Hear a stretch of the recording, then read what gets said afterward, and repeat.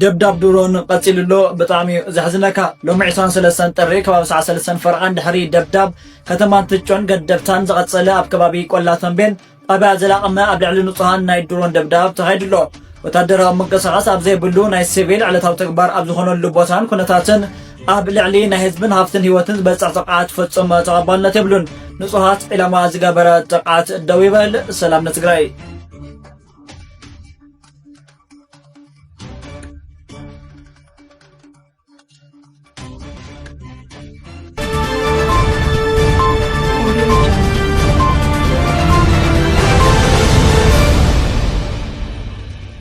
كل عفنا جيتاچو غزي زنبره تود منساي تفلطو يخون صبي من البوليتيكا اجندا يبل يريها ካብ ጌታቸው ጽበት ፖለቲካ ዘይርድኦ ናይ ፖለቲካ ደንቆሮ ኢላ ከኦም ተኸልየን ጌታቸው ናይ ፖለቲካ ደንቆሮ ከፊለው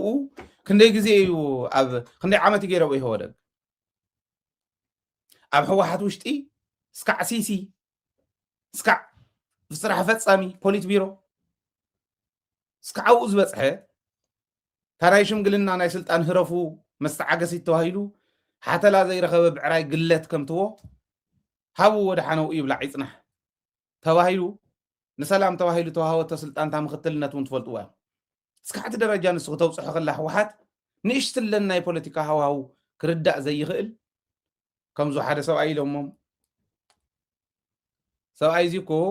ዩኒቨርሲቲ ሲፈልጥ እዩ ከምዚ እዩ ፕሮፌሰር እዩ ገለ ኢሎሞም ብሽም ድዩ ወይስ ብተግባር ይርአስ ክውፅኢቱ ኢሎም ይሓትሙ አንታ ዩኒቨርሲቲ ኮይን ይብልዎ ኣብ ዩኒቨርሲቲ 30 ዓመት ኣብ ዩኒቨርሲቲ ዝተቐመጠ ዋርዲያ ናይ ዩኒቨርሲቲ ኮይኑ ዝተቐመጠ ሰብ ዋርዲያ ኮይኑ ጥሮታ ዝወፅእ ፕሮፌሰር ይኹን ፕሮፌሰር ንምዃን መምሃር ምጽዓር ለይትን ቀትርን ምጽዓር የድልየ ፕሮፌሰር ክገብረካ ዝኽእል ነገር ምፍላጥ ምርዳእ የድልየ ዋርዲያ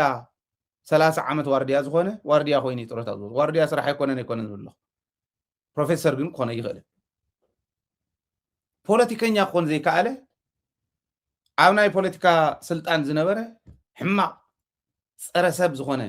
ፀረ ህዝቡ ዝኾነ ፀረ ዲኡ ፀረ ቡኡ ዝኸይድ ሕማቕ ዝተሸከመ እዩ ጌታቸው ለዚ ናይ ፖለቲካ ፀቢብ ናይ ፖለቲካ አጀንዳ ዝበሃል የለን ንህዝብካ ምቅላስ ፀቢብነት ኣይኮነ ለዚ ናይ ግዝኣት ሓድነት ምክንያት ምግባር ይብል ትግዝኣትና ማሸይጥዎ እኮ ጌታቸው መሬት ዘመሓደሮ ኮይኑ መሬት ዘመሓደረ ይመሓደሮ ኢሉ እኮ ሸይጥዎ ህወሓት ከም ውድብ መራሕትና እውን ቶም ሕዚ ዝመርሑ ዘለዉ እውን ከም መራሕቲ መሬትና እማ ንሰላም ክንብል እንደራደረሉ መሬት የለን ንሰላም ክንብል እንደራደረሉ ተመዛበላይ የለን ስለዚ ተመዛበላይና ብስርዓት ሰላሙ ተሓሊሉ ክምለስ መሬትና እውን ብስርዓት ብሕገ መንግስቲ መሰረት ክምለስ ክንፅዕሪና ክንሰርሒና ክንቃለስ ኢና እዩ ጌታቸው መሬት ዘመሓደረ ይመሓድሮ ኢሉና ተመዛበልትና እውን መሊሶም ሊዕዎም እስካዕ ሕዚ ዝኸፍልዎ ዘለዉ መከራ ብጌታቸው ምክንያት ብጸለምቲ ግልፂ ጦርነት ጀሚሩ ኢሉ ታናይ ጸለምቲ ከመይ ከም ተጀመረ ብደደቢት ሰሚዕኩም ትስኢሉት ናይ ዩቱብን ናይ ካሊእ ንግዲ ግደፍዎ ኣብ ቴሌቪዥን ሓሊፍኩም እንተኮይኑ ዘይረኣኹሞ ደደቢት ቴሌቪዥን ደደቢት ሚድያ ኦፊሻል ናብ ዝብል ዩቱብ ቻናል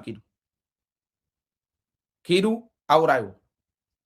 ከመይ ከም ተጀመረ ነጊርናኩም ኢና ተረዳድዮም እዮም ኦረዲ ተረዳድዮም ነይሮም ክዒዶም ተኽሲ ጀሚሮም ነታ ተኽሲ ዓመል ሲሂቦም ሰራዊት ትግራይ ክዒዶም ተኽሲ ጀመሩ ግን ሰሚዮም እንተሎ ብድሮን ምትኳስ ጀመሩ ሰሚዮም ነዚዩ ጌታቸው ከልዕሎ ሞራል ይብሉ መንእሰይ ከይስለፍ ተጋዳላይና ከይስለፍ ህዝብና ሓደ ከይኾን መሪቱ ከይምልስ ህዝቡ ከይምልስ ግን ጌታቸው ይቃለስሎ ጻድቃን ይቃለስሎ ዓልወደን ጥሪ ይቃለስሎ ክነግረኩም የናይ ኩሎም እዚ ኣብዚ አይና ዘለና ካው ግን ትብጣዕም ዝገረመኒ ዞም ሰባት እዚኦም ሰባት ዲዮም ትግራዋይነት ሞይ ትረፎም ሰባት ዲዮም ግን ከም ሰብ ዝቀበሮ ከቢድ ብረት ኣውፅኡ ህወሓት ይትኩሰሎ ይብሉ ኣበይ ተቀበረ ኣንቱም ሰብ ከመይ ዝበለ ሰብ ኢኻ ኣሚንካ ተውፅና መሪሕነት ተቀበረ ብረት ይብልና ንሕና ተንዝርከባ ከበድቲ ብረት ተረኪብና ኣብ ቅድመ ዓለም ኮይ ተም ተመደቡ ነዚኦም ክቆጻጸሩ ቨሪፋይ ንክገብሩ ዝተመደቡ ሰባት እንዳረኣዩ ብዓይኖም ተረኪቦም ከበድቲ ተረኪቦም ኣበይ ተቐቢሩ ዝነበረ ዝስኑን ርእሱን ተሸረፈ ዝብሎ ቆልዓ ጣዕመ ዝበሃል ዓገርገር ይብል ነይሩ ታንክ ቀቢሩ እዩ በዚ በኩል ይብል ነይሩ ክመፁ ድዮም ትግራይ ክረግፅዋ ድዮም እዩ ዝብላኒ ሕጊ ትግራይ ነዚኦም ተዘይፈሪድዎም ትግራዋይነት ዘለዓለሙ እንዳተፈተነ ክነብር ክሕደት ናይ ትሪዝን ሕጊ ጽኑዕ ዝኾነ ናይ ትሪዝን ሕጊ እንተ ዘይወፅዩ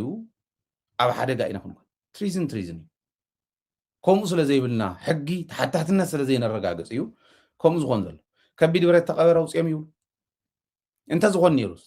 ዋላ ንሕና ማኢት ታንክታት ዋላ ቀቢርና እንተ ንኾንስ ንዓድኻ ድኹም ጌርካ ትበልዓ ኢኻ ትምሰ ንትግራይስ ከምቲ ዝቆርፅዎ ዘለው ቁርጥን ካሊእን ቆሪፆም ስጋ ክበልዑ ዝኸዱ ግለሰባት ንምንታይ ኢኹም ዝዛረቡ ዘለኹ ካብ ህፃን እስካዕ ሽማግለ እቶም ክሒዶሙና ዘለው ምሕረት ዘይብሉ ክሕደት ከም ዝኽሓዱና ህዝብና ክፈልጥ ስለ ዘለዎ ክፈልጥ ኣለዎ ንሕና ተቐበረ ይብልና ተሓብአ ይብልና ግልጽ እያ ናይ ህዝቢ ትግራይ ቃልሲ መሬትና ኣይንረክብን ላዕላውነትና ኣይንረክብን ኣርዑት መግዛእት መሊስካ ኣብ ማእገር ትግራዋይ ክትሰቅለ ይትኽእልን ተመዛበልትና እውን ውሕስ ብዝኾነ መንገዲ ክንመልስ ኢና እንደሊ መሊስና ክነብልዕ መይ እንደልን እዩ ላዕለዋይ ልኡኽ ምምሕዳር መንግስቲ ኣሜሪካ ናብ ኢትዮጵያ ኣትዩ ላዕለዋይ ልኡኽ መንግስቲ ኣሜሪካ ናብ ኢትዮጵያ ምእታውን ምስ ቀዳማይ ሚኒስተር አብይ አሕመድን ሓዊስካ ምስ ብርክት ዝበሉ ሰበስልጣን መንግስቲ ብምርኻብ ብዛዕባ ኩነታት ኢትዮጵያን ሻብዓይ ሃገራዊ ምርጫ ኢትዮጵያን ምዝራቦም ተፈሊጡ ሓደ ካብ ቀንዲ ኣተኩሮ ዝወሰደ ጉዳይ ብዛዕባ ምቅራብ ግብፅን ኢትዮጵያን ምዃኑ ዝገልጹ ምንጭታት ዘቤታዊ ኩነታት ኢትዮጵያን ምድላዋት ሻብዓይ ሃገራዊ ምርጫ ኢትዮጵያን እውን ልዑል ግምት ከም ዝተዋህቦ ወሲኾም የረድኡ ኣብ መስርሕ ሰላም ግብፅን ኢትዮጵያን ብቐንዱ ድማ ኣብ ምሕደራ ፈለግ ኒል ኣሜሪካ ተራ ክህልዋ ምዃኑ ደጋጊሙ ክገልጽ ዝጸንሐ ፕሬዚደንት ዶናልድ ትራምፕ ሃገሩ ንግብፅን ኢትዮጵያን ከተቀራርብ ተበጊሳ ምህላዋ ኣብ ዝሓበረሉ እዚ ውሳነ ሓደገኛ ክኸውን ምዃኑ ብብዙሓት ክኢላታት ክግለጽ ጸኒሑ እዩ ፕሬዚደንት ዶናልድ ትራምፕ ናብ ፕሬዚደንት ግብፂ ዓብዱልፋታሕ አልሲሲ ኣብ ዝተሰደዶ ደብዳቤ ሃገሩ ነዚ ዓብዪ ጂኦፖለቲካዊ ግድል ንምፍታሕ ተገዳስነት ኣሕዲራ ምህላዋ ገሊጹ እዩ ትራምፕ ነዚ ድሌቱ ኣብ ዝሓለፈ ሰሙን ናብ ፕሬዚደንት ግብፂ ዓብዱልፋታሕ አልሲሲ ኣብ ዝገለጸሉ ኣብዚ ሰሙን ክልቲኦም ፕሬዚደንትታት ኣብ ከተማ ዳቮስ ስዊዘርላንድ ኣብ ዝተኻየደ ዓለማዊ ቁጠባዊ መድረኽ ተራኺቦም ኣብ ተመሳሳሊ ጉዳይ ተዘራሪቦም እዮም ነዚ ተኸቲሉ ድማ ምክትል ሚኒስተር ጉዳያት ወፃኢ ኣሜሪካ ክሪስቶፈር ላንዳውን ኣዛዚ ኣፍሪኮም ጀነራል ዳግቪን ኣንደርሰንን ምስ ቀዳማይ ሚኒስተር አብይ አሕመድ ኣብ ጉዳይ ሰላምን ጸጥታን ንምዝታይ ናብ ኢትዮጵያ ኣትዮም ኣለዉ